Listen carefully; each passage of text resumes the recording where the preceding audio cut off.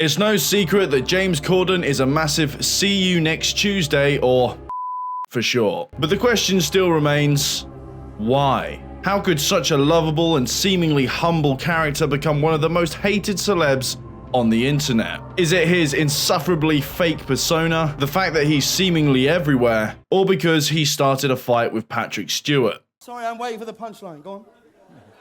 No, seriously, go on. Okay. No, go on. You can see my belly, and we can all see you dying right now. Let's go for it. Here we go.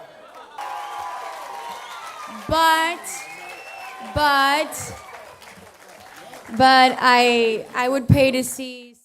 What a twat. Hey guys, it's Wicked here. And growing up in the UK, it wasn't all too uncommon to sit in front of the TV while enjoying a home-cooked microwave meal with the family. Between the year 2007 and 2010, the popular TV show Gavin and Stacy quickly became one of the UK's favourite comedy series. You had Gav from Essex, a place well known for its sunbeds, Stacy from Wales, a place well known for their fond hate of the English and their constant jokes about sheep.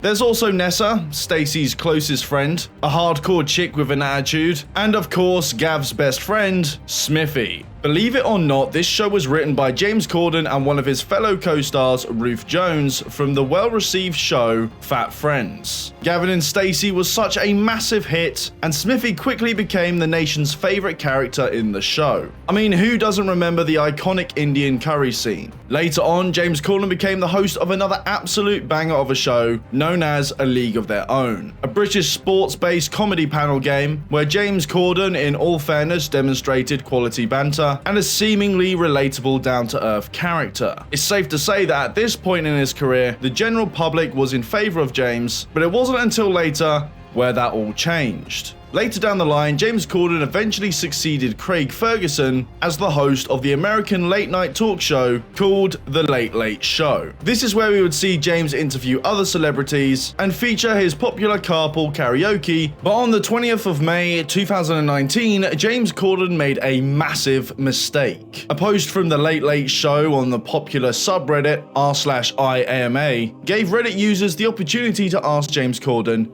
anything, which is about as successful as my sex life.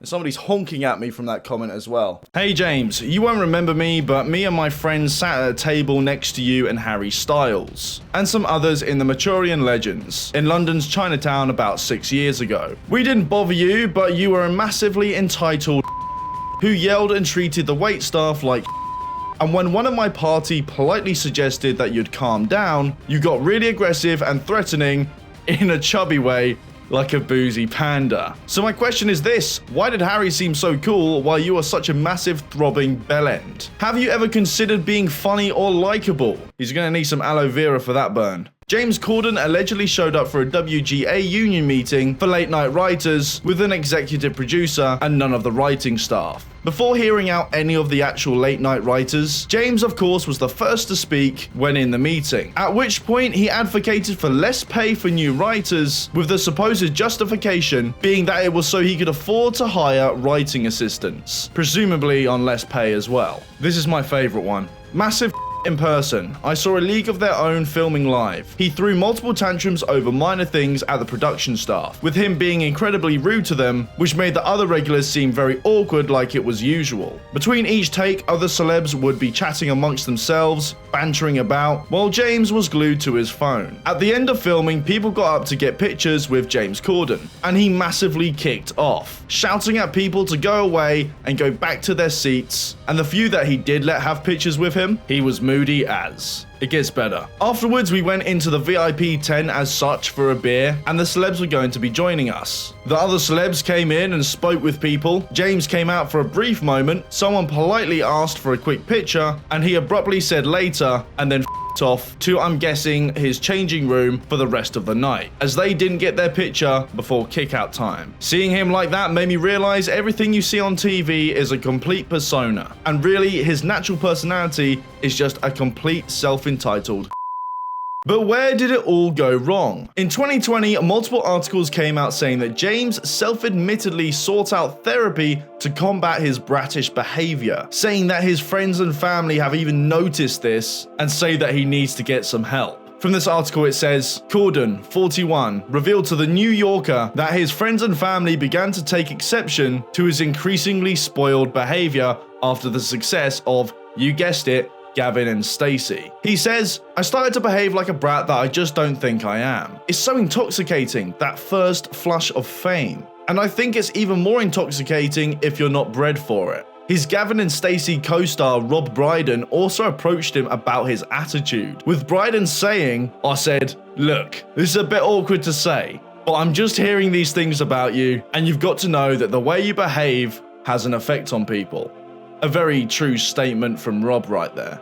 So it's clear that fame got to his head, and apparently this is the reason for his actions. But fame, like any intoxicating drug, can break down barriers and reveal dark truths about your true personality. In a paper on Being a Celebrity, a Phenomenology of Fame by Donna Rockwell, the study conducted interviews with 15 well-known American celebrities, from government to law to business to publishing, sports, music, film, television, news, and entertainment, and found that fame was genuinely experienced as a progression throughout 4 phases. A period of love or hate towards the experience, an addiction phase where the behavior is directed solely towards the goal of remaining famous, an acceptance phase requiring a permanent change in everyday life routines, and finally, an adaptation phase where new behaviors are developed in response to life changes involved in being famous. James Corden, of course, experienced this progression himself. At first, the experience of becoming famous provides a lot of ego stroking, where newly famous people find themselves warmly embraced. One participant states, it changes my whole persona and the way of being when I'm out in public. When I'm walking into the building, into my office, people are like, oh my god, there's Patty. I used to want to turn and wave and say hi, but now sometimes it gets too much and intrusive. I've had guys coming up to me while I was using the restroom, standing there wanting to shake my hand, saying things like, could you wait a minute? Could you please wait? It's just crudeness and completely impolite. They go on to say this. You try to put fame in its place because otherwise it will swallow up everything else. It will be totally out of control, it could destroy everything you have, or it can make you into a monster. Just like, I guess, James Corden around his fans. We've all heard and seen people who believe that they are better, or bigger, or more important than the person next to them. There are famous people who believe, I quote, do you know who I am? You are treating me this way, and do you know who I am? But what does this all mean for James? Well, I can't say for certain, but it's clearly obvious that everyone reacts to fame in different ways, but there can be an enormous impact on the individual's personality. However, for James, this is no excuse for him to be an absolute arsehole, but at least now we can say that it did start from when he got famous. Otherwise, his friends and family wouldn't try and push him into therapy to stop being a brat. He would have known his place back before he got famous, and now all the barriers are down and he's become the center of attention. The darker side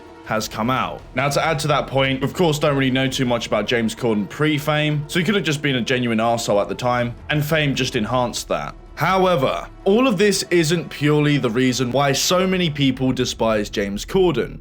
No. If you do a quick Google search about why people hate James Corden, or even just read the comments on commentary videos about him, you'll notice that there are a lot of people who just can't bear him in general. Even on the Reddit that I was reading comments from, there are people that just genuinely dislike the guy purely just for his TV presence. They have a distaste for his professional work, and if you've seen Cats, which I do not recommend in the slightest, me, you can see why. Not to mention Cinderella's come out, 500 likes, and I not, I will watch through the whole thing and make a video about it. Look, I would like to assume that James Corden wasn't always like this, but deep down his temperament and pre-fame personality just wasn't equipped for this life-changing experience. It's clear from the fact that his friends and family called him out on this, along with the response from the internet, that he's really not a nice guy to be around. But regardless of how irritating he is on TV, I doubt many people would care as much if he just didn't act the way he did. This was how James Corden went from a lovable Brit to an intolerable brat. Thank you guys for watching. Make sure to like the video if you liked it, and let me know what your thoughts are on James Corden below. Anyway, see you guys later. Bye. Thanks, Tugger.